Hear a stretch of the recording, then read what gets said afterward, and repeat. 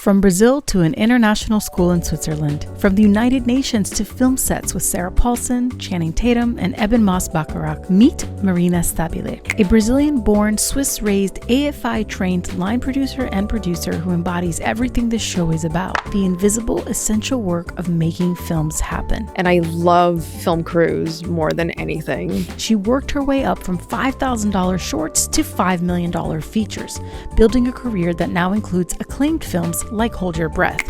Her film Josephine, directed by Beth de Araújo, just won the Grand Jury Prize and the Audience Award at Sundance 2026. In this episode, she talks about networking across cultures, what line producers really do, the only thing we want is to make your movie, how different environments shape your craft, and whether Los Angeles is still a special place to make movies. It's a special kind of person that chooses to live this life. This is a very special moment for the podcast because I talk a lot on the show about community and a tribe and the people behind the scenes that really hold space for you to keep going through this very arduous, painful path that is doing what we do and the realities of what it takes to sustain yourself. And you are one of those people for me. Marina's an incredibly talented producer, line producer, human, but also just one of my closest friends and one of the first people I call when I'm panicking or when I have a reason to celebrate anything in my life. And so it's very special to have you on off the heels of such a big moment for you in your career with your film Josephine basically winning Sundance. So yeah. Super big deal. But yeah. Huge deal. I mean, it's not every day we have a producer on who means that much to me personally, who also is just coming off of what most would say is the North Star, right? When you have an independent film you take to a festival like Sundance to win not only the Grand Jury Award, but also the Audience Award, it's a big deal. So let's just start there. Josephine, I know you weren't there when they announced it because you had already left the festival, but what was the moment that you found out like? It was a flurry of text messages between the team. We were all completely over the moon. Yeah. We knew there was a chance. We certainly, encouraged Beth to stay an extra day and wait through that process. Or at least we felt there was a chance. It's not that we knew there was a chance. I think we felt really strongly about the movie we had made. Yeah. And it was amazing. It's amazing I don't think I ever dreamt that we would end up with both a Grand Jury Prize and an Audience Award. That's way beyond special. I hope you guys have taken the moment, especially you, to relish in that because I know how much work every independent film is like an impossible feat, but I know firsthand how much this one costs for you personally in a lot of ways, and to have that level of success, I hope you take a moment to really enjoy that. Thank you. I will. Because it matters a lot. And, in 2019, another one of your films, Clemency, also won the Grand Jury Prize. So that's 2 times that you've had this experience now. But that one was a little bit different in how you were involved from what I understand. Yeah. So would you contrast those 2 experiences for us?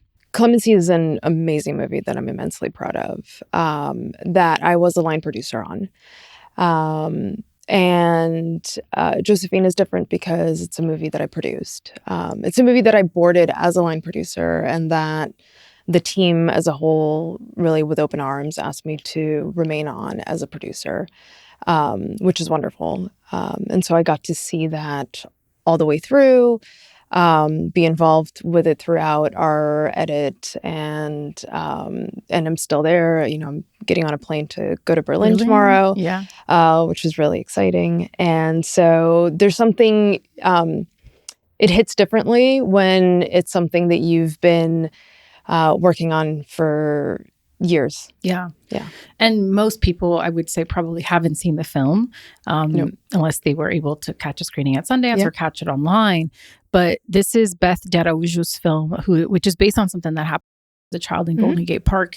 It's a very difficult subject, and it's a story that warrants being told. But I know there was a lot of trepidation about how audiences were going to receive it because there's a lot that it tackles, but in a really beautiful way. So for you, when you were first approached by the project and you were contemplating taking this on, what was the process for you? To me, really what sold it was meeting with Beth. We met about a different project originally before this came about. And there's this magical moment when you meet somebody and you're like, you are undeniably a director and that's what you're supposed to be doing. And I want to help you do that. Yeah. So Beth called me, as I was saying, we were talking originally about a different project. And then she let me know when they had attached Channing that we were going to switch gears very quickly. Quite quickly, yeah. And I read the script. It is a script that's beautiful and beautifully portrays how flawed humans can be, and the difficulty of parenting. Parenting a girl, especially. Parenting a girl, especially, but parenting, period. It doesn't come with a manual, and you bring into it all of your own baggage, and you can be 100% convinced that what you're doing is right, and the other parent can be 100% convinced that their version of it is right, and it's just really, it's impossible. There's no perfect way of doing it, and so that was a particularly interesting aspect of the movie for me. Yeah. So when you decided to say yes and take it on, were you already thinking how you were going to handle such a delicate subject matter with care, and how you were going to sort of create guardrails, particularly not just for the cast and the crew, but the lead, Mason Reeves, who is a very young girl, and the film really is told through her perspective. Yep. So what was that approach? So it's funny that you brought up Clemency, because one of the most wonderful blessings of Clemency is that I had the pleasure of working with Bronwyn Cornelius, who's a producer that you have interviewed before. I have. She's lovely. Who's a wonderful person and deeply human and deeply conscious of everyone around her. And in Clemency, she did something wonderful, I think, long before we really were thinking about the impacts of filming on crews. And during the 4 days, we did 4 days of filming executions. Clemency is about the death penalty. And Bronwyn brought a therapist on set to be available for our cast and crew, for anybody that felt that they needed it during that period. And I remember that I've taken that with me through every project going forward. And so once Josephine came up and we knew that there was going to be a sexual assault, we knew that it is a movie that talked about trauma. I really thought it was important for us to bring somebody on board equally, not just I think at every level. So we brought somebody to educate us as a team on how to address the issue and to keep not only our child, but also the actors, the adults that were in that scene, to help the kids' parents as well. This therapist worked with them too and worked with the actors and was present through rehearsals. And then we brought them on set for the crew as well, because everybody's living through it. Yeah, everybody is living through what we're doing. Exactly. And so really, as a whole team, we agreed that this was the something that to us was fundamental to make sure that we were protecting everyone at every level. Yeah. Yeah. It was interesting when I was at the premiere, thanks to you, listening to Beth after the Q&A talk about how this film, she started writing this film in 2014, how it's been 11 years in the making. And we all can look at the end product of something, but it's rare that we can dissect the path that it took to get there, and how important it was for her to start writing that. And then she went and did Soft and Quiet first, which just from a purely, I think, tactical career perspective, like it was really smart of her to go make Soft and Quiet first, which by the way is a film that still haunts me. Yes. It's an incredible film that I never need to see again. It's amazing. She's such a master at playing with tension and getting the performances. But but having made that film first, and that being something that solidified her style and her ability to play in that world of making you uncomfortable but safe still in that discomfort, I think really set her up to be ready to step in to direct Josephine as a second feature. And a lot of filmmakers ask that question of like, well, I have this passion project I want to make, but sometimes it's not quite right for the market just yet because it's going to cost a certain amount or whatever. So the fact that she was able to get that one in first and then use that as her baseline to get Josephine made and attract the level of stars that she did, I think is a really important tactical note for people that are, getting on their first or second feature and trying to find their way in, right? But it was 11 years plus in the makings. I mean, Beth developed it at the Sundance Labs. When you came on, what was the timeline of that from when you came on to when you guys were in production? We had a very short window. The movie was going to hinge on whether or not we got the California incentive. So I came on board, I think it was the fall. We had a fall window, we were preparing for an application window at the very beginning of the year. And we had to start prep, I think, 10 days after the decision came out for the incentive. And if we didn't get it, we wouldn't be able to make the movie. So that happened.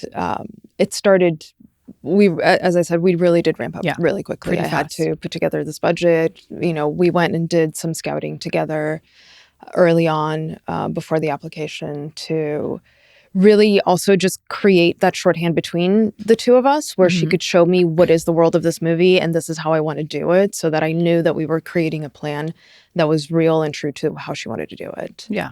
And so now that you're on the other side of Sundance, you're about to go to Berlin, you're sort of in that in-between state where there's still a lot of road to go with the film, perhaps entertaining distribution offers and whatnot. I guess I'm curious on the realities of, when you're in this moment where it's all very exciting, but there's still so much to be figured out. What is that actually like? Like, what is the nugget you wish other producers or filmmakers would take away from this little moment that you're living in about what it actually means to be inside that experience? I think be patient, know that things are going to take a long time. This side of it entails many people and lots of conversations, and it's very much a decision by committee, and there are negotiations and back and forths. And so it's amazing to see a movie like The Invite have a bidding war that concludes really quickly. But, we're just undergoing active conversations at all times that take longer because it takes longer to find the right partners. And that's part of it too, is that we're trying to make sure that whoever we bring on to the project are people that are like-minded and that are the right partners for what we're doing. Yeah, I think a film like Josephine, contrasting with The Invite, it takes a lot more care and finesse of how you're going to market it, how you're going to position it. And like having the partners, I think, that see that is super integral, because you guys have been so mindful of the entire process that it would be incongruent rather with like all of a sudden being like, whoever wants it, and then it just kind of goes away. Because we've seen that happen, films that just don't have the right sort of partners and how they don't ever really find their footing. And it breaks my heart because there's so many beautiful works that sometimes kind of fall prey to that. I applaud you guys on having the time that you can take to really be intentional with that decision. Yeah. Yeah. Although at the same time, super happy for The Invite and so happy to see that that's still a thing that happens. 100%. Bidding wars at Sundance is what we grew up that was the days seeing. And so it's really lovely to see it. I know. And I think there's still that perception, right? You read about it in the trades, but only a few projects really get that. And there's so many films often that go to the festival already having distribution or already being in conversations around sales and already are sort of like on their path, all of this, I think, is such a perfect example of like how your career has all gotten you to this moment. So congrats once again. Thank you. But I want to rewind, rewind and take it back to the beginning of how you get to this moment today. So you moved from Brazil to Switzerland at 10 years old. Yep. Tell us a little bit about that experience, getting to Switzerland and what those early days were like. you could not have two more different countries than Brazil and Switzerland. I love them both. They're incredible, and both cultures are incredible. But no, it was amazing. So my father was transferred when I was 10. We moved from Brazil to Switzerland and went to an international school in Geneva. And so I went from my country with my language and the school with, everybody that I understood fully and whose culture I understood fully, to a completely different country and being in a school where I was going to suddenly have to learn languages and learn about people from the entire world. Yeah. Which was, I don't think you can ask for anything better, honestly. Yeah. I mean, it exposes you so early to the world, right? And to the tolerance. I think I read here that it had over 118 nationalities. Yes. Which this detail I love because it really frames so much of who you are and how you approach the work as a producer, which I find fascinating. But when you look back on now where you are, do you see how some of those seeds of that environment shaped you and put you on this path? Like, can you make that connection now? I can make that connection in terms of my curiosity and also just the interest in storytelling. I think you figure out very quickly that no matter how disparate cultures are, stories can be universal.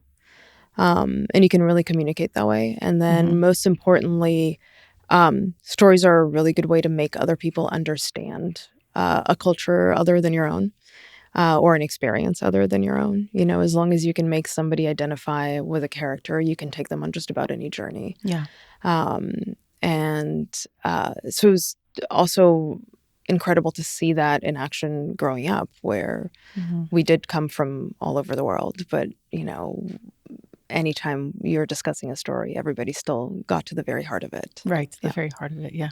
So at what point then do you decide to find yourself in the world of storytelling, of filmmaking? How do you discover what that is and how do you get on that path? I was obsessed with movies and TV as a kid. I also loved theater, but any time that I was involved in theater, I always ended up being more interested in like the stage management side of things. I thought sure that I would go into finance because that's what my dad does. But I used to just obsessively watch movies and obsessively watch TV. Yeah. And I was that kid that like saved all of her movie stubs, and then whenever I went to the movies, I would just like write out like what my thoughts were on each of the movies that I saw. Early days letterbox, basically. Early days letterbox, except it was like pen and paper and the spiral notebook. I would wake up and watch the Oscars at 3:00 in the morning because that's what that time difference was. But the idea of producing came watching one of the Academy Awards at 3 a.m. when somebody was given an Irving Thalberg Award. And I said, what in God's name is an Irving Thalberg Award? So I went to the library because that's what it was back then. Yeah, great place. Highly to recommend. Go find out and discovered that there was such a thing as a producer. And that's a job one could do. And I was like, oh, that seems really interesting. Let me go figure out if I can do that. Yeah. What was the definition of producer that you read or took away at that time of what the job was? That's such a good question. I don't remember what the definition was. I think what stayed with me is that you essentially facilitate storytelling. You don't have to be... For some reason, being a director was never my thing. That's just not what I wanted to do. The idea of being able to support it, I think just even in the stage management side of things, where it's like, oh, you're creating the environment where this can happen, just really stayed with me as, where I wanted to go with that. I love that you got to have that moment so young because, a lot of people spend their lives like looking for that moment where there's that sense of clarity, even if the pathway to get there isn't clear, but also many people, myself included, you go into acting, you go into other areas to eventually find your way where you maybe most fit or most can thrive. And I love that you got to have that experience early. And for those who don't know, just a quick TLDR onto who Irving Thalberg was, because it's kind of perfect that he was the person that inspired you without knowing too much about him. So I just want to do this quick little take you to Sunday school. So He was called the boy wonder of Hollywood. He became head of production of Universal at 20 years old and then helped build MGM into the most prestigious studio in Hollywood by his mid-20s. Imagine that. He supervised over 400 films in 12 years, launched the careers of Greta Garbo, Clark Gable, John Crawford, Jean Harlow, and the Marx Brothers, basically the entire Golden Age star system. And he was known for being the person who figured out how to balance art and commerce, creativity and business, essentially the archetype of what a creative producer really is.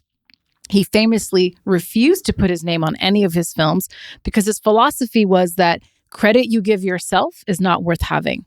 He did all of the invisible, essential work and never took screen credit. And I mean, that's what producers basically do every day, most of them anyway.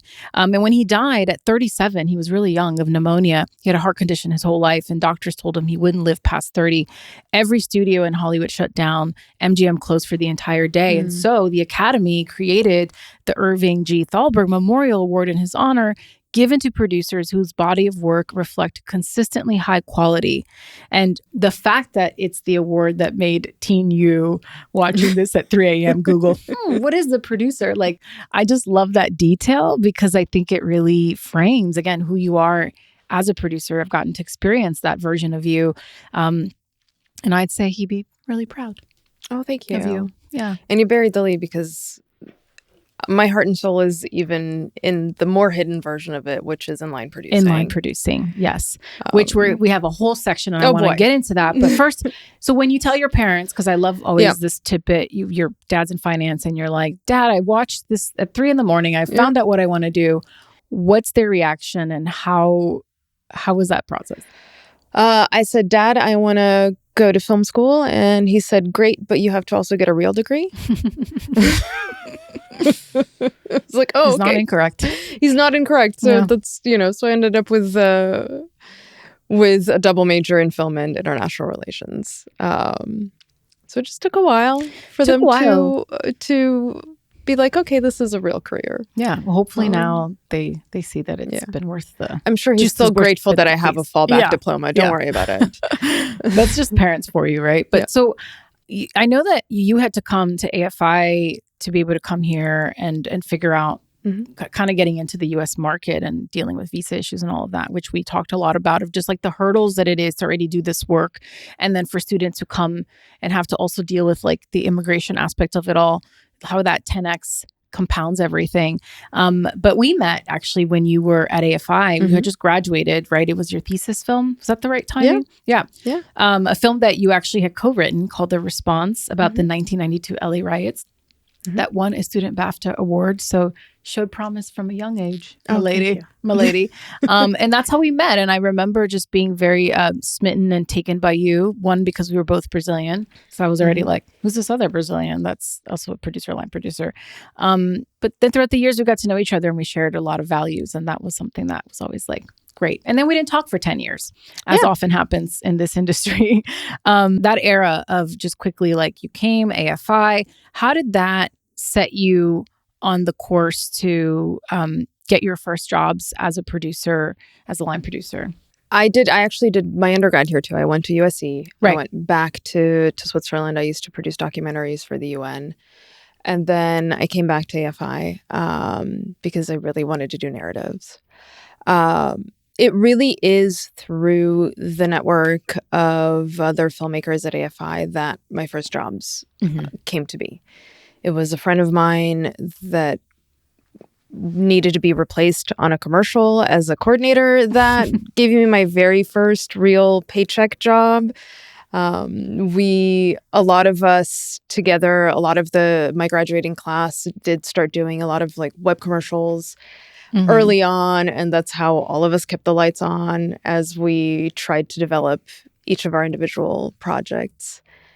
And although interestingly enough, the first movie that I produced, the first feature, was through some USC grads.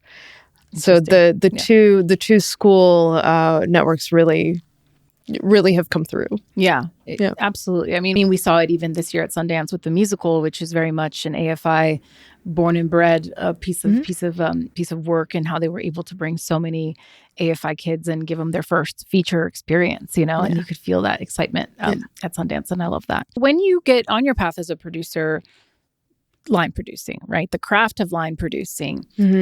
I would love for you to define what is a line producer in your own words. And what about that made you go, this is where I plant my flag, actually. This is where I find it most interesting or most rewarding.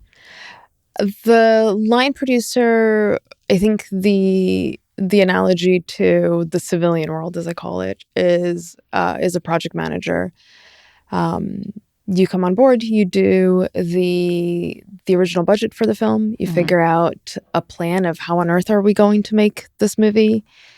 And then once your producers have found the financing for the film, you get to build out the entire team, make the reality of the movie happen. So hire the entire crew, structure the office, structure the shoot as you're going to, work through, getting your permits, figuring out the plan for you hire a location manager for the permits, but figuring out how you're going to do it, hiring that team, being there every single day on the shoot day, and then and protecting the movie as much as possible, so that once you do hand it off, once production is finished, you've kept everything intact and protected for the post process, and you hand that off to a post supervisor. I just love the on the ground chaos, physically, making it, and I love film crews more than anything. They are my people. What do you love about them? I don't know. We are carnies. It's a special kind of person that chooses to live this life, to tell stories, to be a bit itinerant, and to specialize in a specific craft, and really have it be something that's both an art and a craft. And I just know they're my people. It's my people. So, and filmmakers in general are my people, but everybody that does it at every level. I think it's a special kind of person, because crew and craftspeople are going from project to project to project, circus to circus to circus. They don't necessarily get to be the person with it from inception to to grave, even like a filmmaker or a producer. They're just kind of in and out, but that's such an important part of the process, as we know, and they just move on. I was always surprised when I would be like wrapping something, and then the next day that same crew is about to start a whole new movie with a whole new family, and you're sort of like, oh, just that fast, so quickly, like you move on. I'm here mourning, and you already have moved on to your next thing. But that's the world. That's what they do and what they do best. I found it interesting in my career, as I've navigated line producing and producing to various capacities, the stigma that exists oftentimes around line producers, and this idea that line producers are not creative, which we've heard time and time again. What are your thoughts on that? I think I wouldn't call it a stigma. I think it's just a hard separation that people think that there is a, production people and creative people. You better hope that your line producer can be creative, because you need that person to truly understand at every level what is the story that you're trying to tell. What is the arc of the story that you're trying to tell? What are these characters? What is the essential beat in every single scene?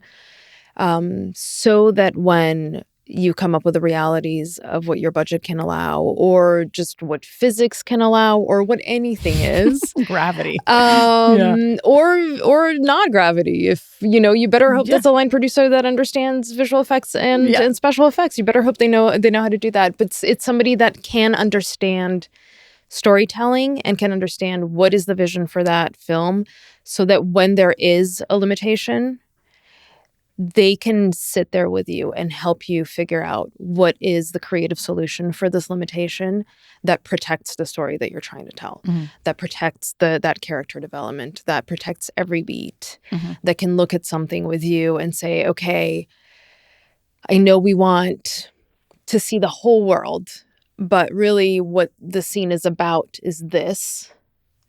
What if we do it this way instead? Yeah. And then, or that has the conversation of our resources are limited, but we want to give this movie the best production value it can possibly have. Let's talk about what are going to be our main key big things that we're going to fight for. What are the non-negotiables? What are we going to fight for? And how can we then go figure out how to make the rest of it fit into it? Yeah. Right? There's an inherently creative aspect to that. But most importantly, it has to be the understanding of the creativity and the goals of the director. Well, it's always in support of the creative. It's like we're all rowing in the same direction. You know, we just have different like skill sets that we bring to the table on how to help solve the same problem, because it becomes everybody's problem, right? Depending on where you are in the process. Can you give any examples maybe of a film you've worked on or just in conversations that you've had of where you've had to make that consideration and how you navigated that conversation? Yeah. So, for example, you can have, I was talking to a team about a romantic comedy that really was entirely about these people finding each other 10 years on from the last time they had seen each other.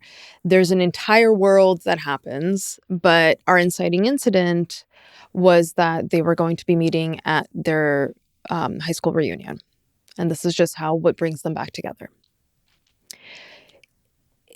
The heart of the movie was everything that happens from that moment on. The heart of the movie wasn't necessarily that scene. And the high school reunion was going to take hundreds of extras and set decoration and so much resources just for a small moment, because very quickly on we move away from that with them. And so it's a very simple conversation. You can look at a director and say, this is the story we're really trying to tell. This is what we're trying to focus. Why don't they just meet outside of the reunion? They're still there. They're just at the door. Yeah. It's signage. It's about 20 Some extras. sound design. We hear the party bumping inside. You know, there's lots of solutions like that. Instead of saying, let's cut 10 pages. It's like, let's not cut 10 pages. Why would we do that? Right. You know, I've taken over a project where a director came up to me after I had read the script and he's like, oh, don't worry, I've already cut the scene with the kids. And I'm like, what are you talking about? And it was establishing these two characters and their relationship from back when they were children, and you had to understand that they used to be friends and now they're not. And I was like, why are we cutting the scene with the kids? Oh, because our schedule is too tight. It's too complicated. We're going to have a hard time casting these kids. I understand how hard it is to work with kids. I was like, no, it's not hard. I know how to do this. Yeah. This is actually really important to your movie. Yeah. It's really important to what you're doing with your characters. Yeah. Let's go find somewhere else in the script that, you know, we can find an efficiency to make this day possible. Yeah. Let's work together to do that. Yeah. Right. So it's as much about saying, okay, we have a limitation. Let's not do this, as saying, wait a minute. Right. That's too many concessions. And now what we're conceding is hurting the story. So you have to really understand. Yeah. You have to care. You have to understand, but you have to really care too. It's a fine line. And that's why like we harp on the importance of building the right team, making sure that when you say yes to a project, that you're in alignment with your why and the way that team likes to work and collaborate and the communication, all of that is so important, because if you're the only one who cares, you're in trouble. And vice versa. Like if everyone cares too much and they can't hear that it's an either or always conversation, and they're really adamant about everything being a certain way, they miss out on the collaborative art form that is storytelling and making films, you know, which I think is so important. I want to demystify a little bit, though, the budgeting and scheduling aspect of this, because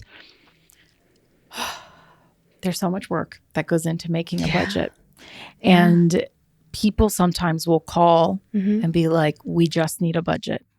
And you're like, what does that mean?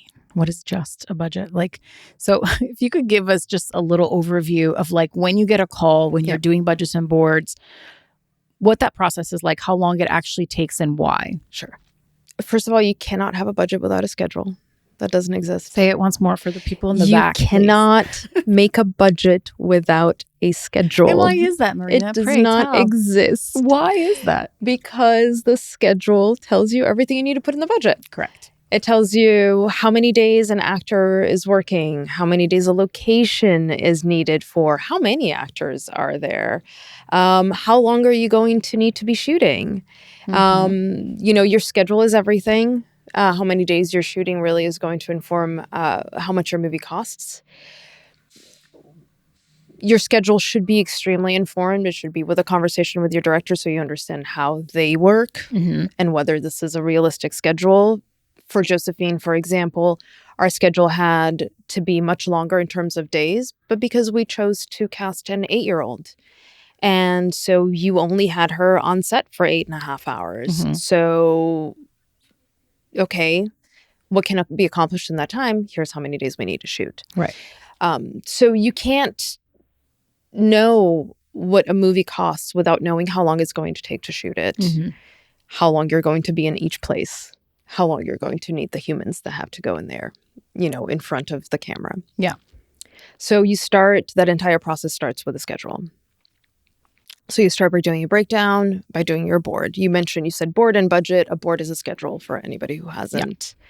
Yeah. And I also want to delineate that at this part of the process, it's often the line producer making this rough sort of schedule. Sometimes you get an AD already on or somebody who's down to do it for a price point or as a favor or whatever. But part of being a good line producer is you do have to moonlight a bit like an AD, a location manager. You have to understand enough about all these other departments because at the very, very early seeds that you're planting, you're making decisions on their behalf that will come and haunt you later on if you're not making the most informed version of that decision, which is why every project you're on, being really close with those people, seeing how the plan you put into motion went into effect, where you could have done better, tightened, whatever, you learn. And every time you get a little bit better and you bring that into the fold of the next one when you get to start at the top of the process. So I just want to state that because I find that is a really important skill set that maybe people don't think they need to have. And they do. No, you do. You need to have that. You need to understand how long it takes to make a movie. So you start with the schedule. And then you have to have also very long conversations about what is the reality of the movie that we're trying to make? How are you planning on financing it? Is this something that needs soft money? Is this something that doesn't need soft money? What country are we shooting in? What state do you need me to recommend that, if it's here, let's talk about what you're looking for so I can recommend the options of where we're going to go. And that then answers the questions of unions, what union contract you're going to be under, and then you start building it out and you start doing research into the place that you've decided that you're going to make a movie at. You call the film commission, you start finding out what is available locally, what do you think you're going to have to bring in, how many crews deep are they, equipment, all that stuff. So you start building that out. It requires research. It requires knowledge of contracts. It requires a lot of that. So it is not something that happens quickly. Yeah. So just, it will take at minimum a couple of weeks. There's no budget that happens tomorrow. My favorite is also when people call me and they're like, oh, we just need a top sheet. A top sheet is just all of these finite numbers adding up to a number. So it's like, well, how do you get the total number if you don't know what the detailed numbers are? Yeah. What goes into the top sheet is the numbers that you've put in everywhere else in terms of, how many electricians do you need? How many grips do you need? How many days of special effects makeup? All of that stuff. The specificity is so important because I think when you hear about some of these horror stories that are out there and like productions running out of money or people underestimating what they needed to do something properly, that's usually where I think things can go sideways, is that you're from the very beginning not building the right foundation. And so how do you expect the house not to, get into the not quicksand, but yes, like the house to crumble. Because if you're just working with generalized assumptions, there's no way you can have a smart plan and that you can learn how to pivot at any moment, because you're just working with like a lump of clay, essentially, you know? And also I understand that some people are like, oh, I just need a ballpark of what we're aiming for. I get that. But a ballpark is something that you then live with. It's never, you know, that number is never all that squishy. Once that number is out, that's just what solidifies in people's minds. Exactly. And so you should know that that's the most informed version of a ballpark. Yeah, exactly. So it's a lot of work. And so I say that because when you're reaching out wherever you are on the spectrum of your career to have a budget done for your project, to bring in a line producer, and you think it's just a budget, it's just a couple days, or it's just this, or I don't have any money to pay you, like what you're asking for isn't just like a couple hours typing in numbers on a spreadsheet to give you some kind of like rough thing. It's the people that are that do it well. It takes a lot of time, and they're still tapping into a lot of like knowledge they have from experience, but it's a big ask. And so just not to say that you can't get people who are going to maybe waive their fee on the front end because they're really passionate about the project, but there is a cost to that service for a reason. And I empower everyone who is serious about getting their projects up and running to do it right, and make sure that they're thinking about that cost early on. Yeah.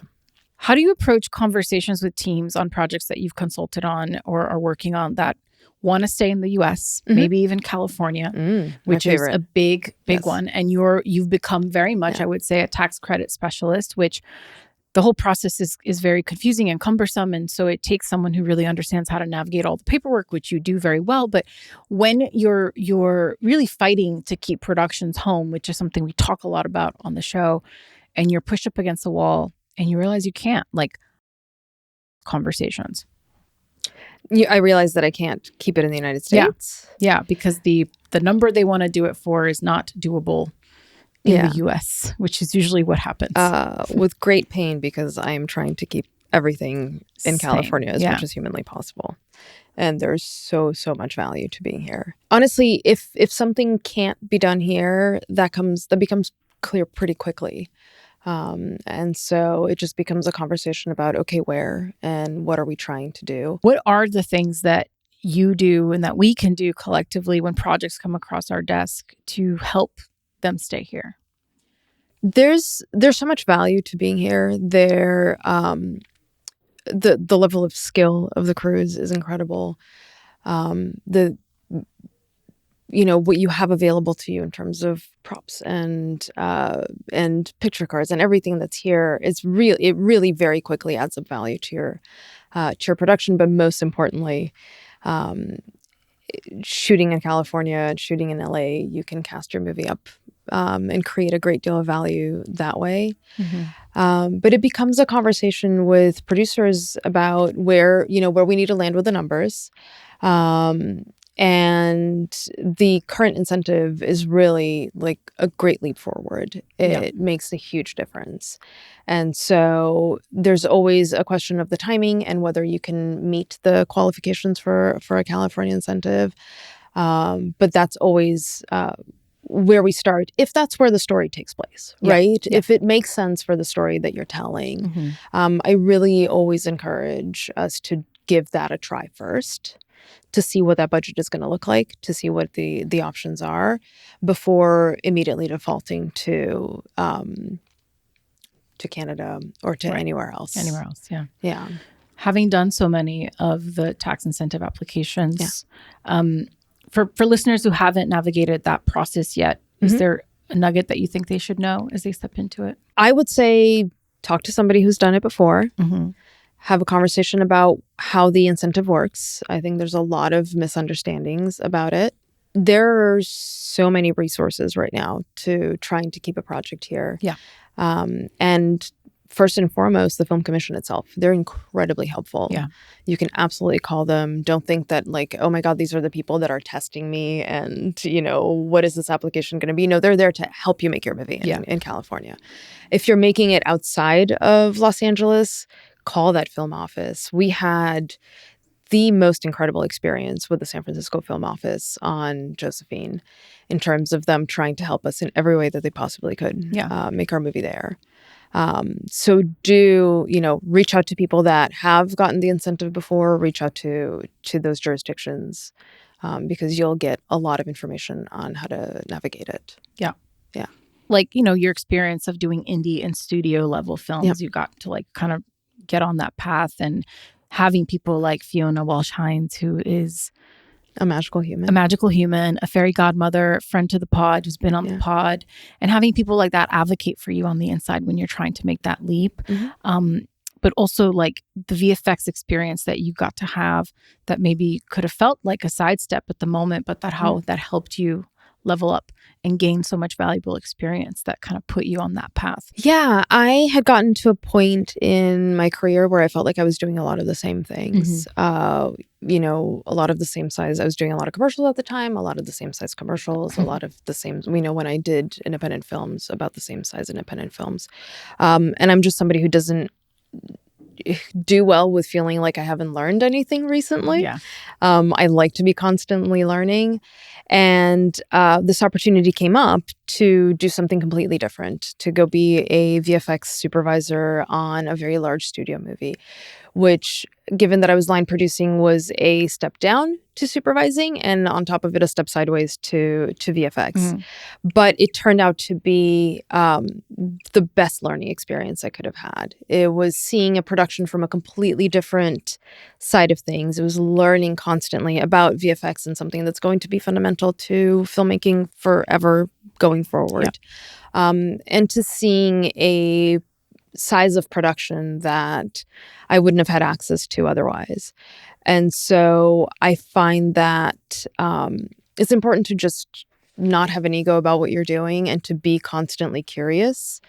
And sometimes taking a step back and taking a step sideways is what's going to help you learn more and get better.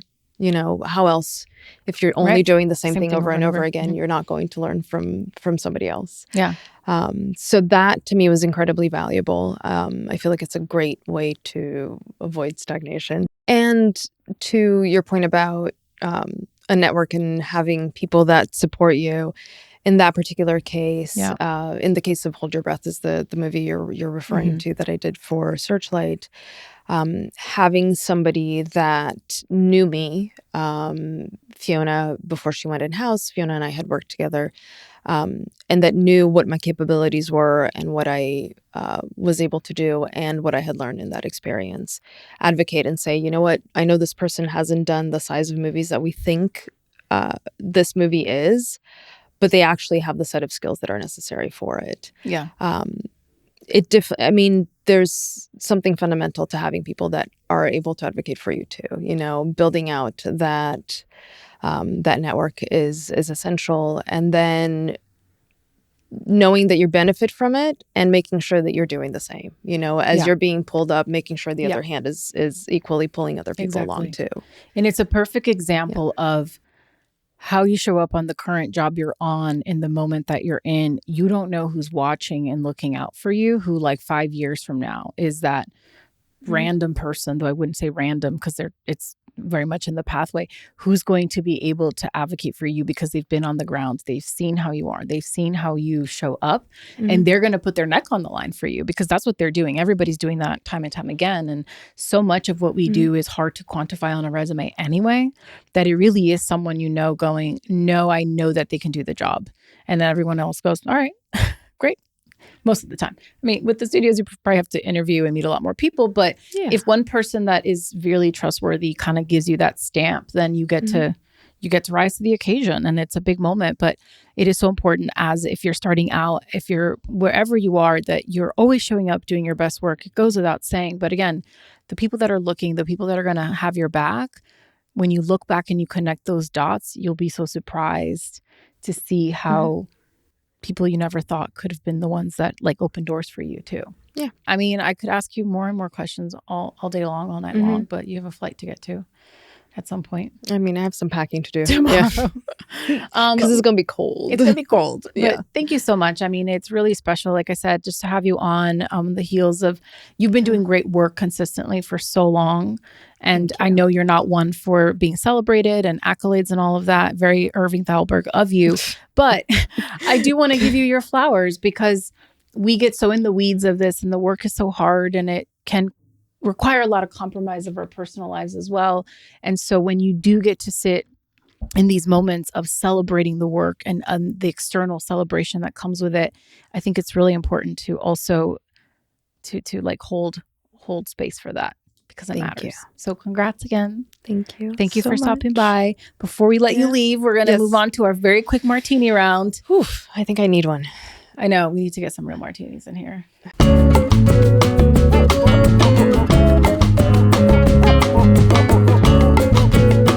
What's one of your favorite Brazilian songs that teleports you to like a happy place? Oh, that would be Pais e Filhos from Legião Urbana. Yes. I'm going to hold a beat because I want to play that song. So people can listen to it. Takes me right back home. What is one of the weirdest things you've had to do as a producer? I've had to rescue a baby goat from a mangrove. Okay, can you give us that story in like 20 seconds? We were doing some flashback scenes for Beatriz at dinner. Yeah. And she, in her dream flashback, she sees a baby goat stranded on an island. And we had a baby goat in the middle of a mangrove. And at some point, the baby goat decided it didn't want to be there anymore and just dashed across the mangrove. And everybody froze because everybody was convinced that this could never happen. We had been told by the handler that, don't worry, the baby goat's not going to get in the water. And so everybody froze. And so my only reaction was, okay, I guess I'm just going to go get the goat. And so I just dove in and like swam across and, unhooked it from the vines and just swam back. It was a very cute baby goat, but how cute. Did not expect that that's what I wish that day was going to be. That. I would love to see some BTS of that. Oh my gosh. Yeah. What's one thing you wish every director understood about what line producers do? We're there to make your movie for you, not for you, with you. The only thing we want is to make your movie. Yeah. We want to help you tell your story. If you could have dinner with any character from a film you've worked on, who would it be and why? Probably Beatriz from Beatriz at Dinner. Because I have so many questions for her about just everything about who she is. Yeah. And lastly, you have 3 favorite films that you shared with us. Maybe there's more now, but the 3 that you shared are Dr. Strangelove, The Lives of Others, and The Goonies. They're different genres, different eras, countries. What connects them to you as a producer? Like, what about it pulls you in? They're just incredible stories with really different characters and very interesting characters. I always say that I am genre agnostic. And that's because what I'm looking for is just a great story and great characters. Yeah. My bonus question for you is I'm just so bonus curious question. If you have any favorite Brazilian curse words. Like, what's your go-to? Do you have a favorite? Because I don't think you curse a lot. I think I curse extensively. Really? I use it as punctuation. Okay, it's amazing. I feel like you're just like very proper gal. All eyes. I mean, probably just the traditional puta que pariu. Puta que pariu, yeah. Isso é muito bom. Ou puta merda. Ou puta merda. Yeah. Yeah. Great. Puta que pariu. It's great because it can be used as a positive as well. And as a negative. It's just cursing in Portuguese is great. For all those at home, you can try it. You can try it. It's a solid language to curse in. It's a good one. Yeah. Well, thank you so much. This has been such a treat. I adore you. I adore you. Yeah. Thanks for having me. You're so welcome. All right.